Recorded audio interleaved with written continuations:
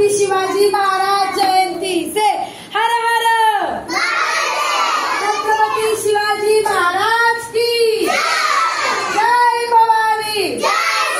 Today we will watch the picture on Shivaji's life. Okay, now you have to fold your hands and watch the movie. Sit straight, all of you. Fold your hands.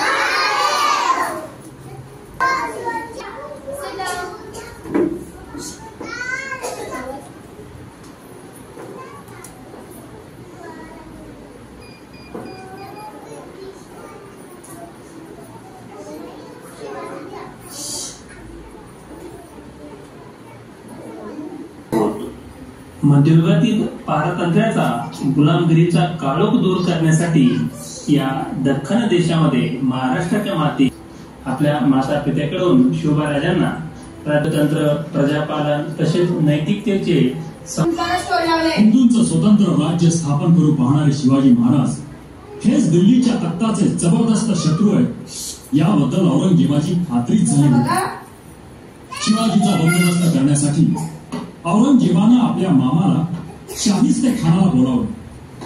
तो त्याला म्हणाला, काय वाटेल ते कर, पण शिवाजीचा पराभव झालाच पाहिजे।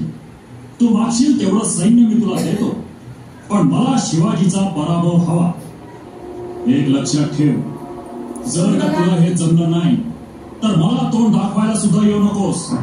त्याची फौज सागरासारखी अवाढव्य, अजस्त्र लोंढ्यासारखा डोंगरी किल्ल्यांची झुंज घेणं आपल्याला परवडणार नाही।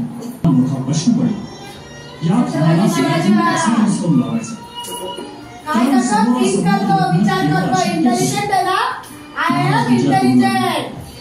अचानक एक धाडसी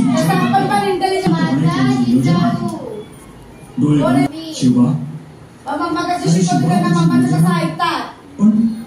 पण बेत फसला तर प्राणाला धोका आहे रे शिवा। मासाहेब, तुमचे आणि भवानी मातेचे आशीर्वाद माझ्या पाठीशी असताना आमच्या प्राणाला कसलाही धोका नाही। आम्ही काळालाही भीत नाही, म्हणूनच आपल्याकडे परवानगी मागायला आलो। मासाहेबांनी आशीर्वाद चांगलाच वाढवला।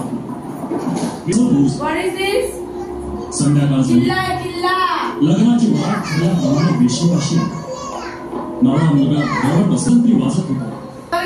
सगळ्यांना महाराजांनी हलक्या आवाजात सूचना दिली। स्वयंपाकघरात प्रवेश केला। इथे आचारी दुसऱ्या दिवसाच्या जेवणाची तयारी करण्यात मग्न होते। महाराज गृहात शिरले। खान आपला शय्यागृहात घोरत पडला होता। आपल्या खोलीत प्रत्यक्ष काळ उभा आहे याची त्या बिचाऱ्याला कल्पना सुद्धा नव्हती। एवढ्यात खाली आरडाओरडा ऐकू आला। खानाची झोपमोड झाली। काय झालं, कसला दंगा सुरू आहे म्हणून बघण्यासाठी खिडकीतून खाली पाहू लागला। खाली वाड्याच्या चौकात त्याला मावळे दिसले। शिवाजीच्या मावळ्यांना पाहताच त्याला काही सुचेल। या अल्लाह असा आरडाओरडा करायला लागला। त्याच्या अंगात कापड फुटले। इतक्या खिडकीतून महाराज आत आले। तलवार उगारलेले महाराज दिसताच जीव वाचवण्यासाठी खानानं खिडकीतून उडी मारून पळून जाण्याचा प्रयत्न केला। तेवढ्यात महाराजांनी घाव घातला। खानाकन घाव खानाच्या उजव्या हातावर बसला। खानाच्या हाताची बोटं तुटली। जीव वाचवण्यासाठी खान पळाला तो थेट जनानखान्यात बुरखा घालून लपून, आज तुझ्यावर दया करतोय, पुन्हा गळ्यात पडली तर छाटून टाकी। जीव प्यारा असेल तर पुन्हा सोडून निघून जा, आत्ताच्या आत्ता निघून जा। आणि त्यांचे महाराजांच्या मागे पाठलाग करू लागले। इतक्यात त्यांना दिवे घाटात मशालीचा उजेड दिसला। खानाच्या सैन्याला वाटलं शिवाजी आपल्या खानाचं सैन्य चांगलंच फसलं होतं। त्यांच्या लक्षात आपली फजिती येईपर्यंत महाराज सिंहगडावर सुखरूप पोहोचले सुद्धा होते।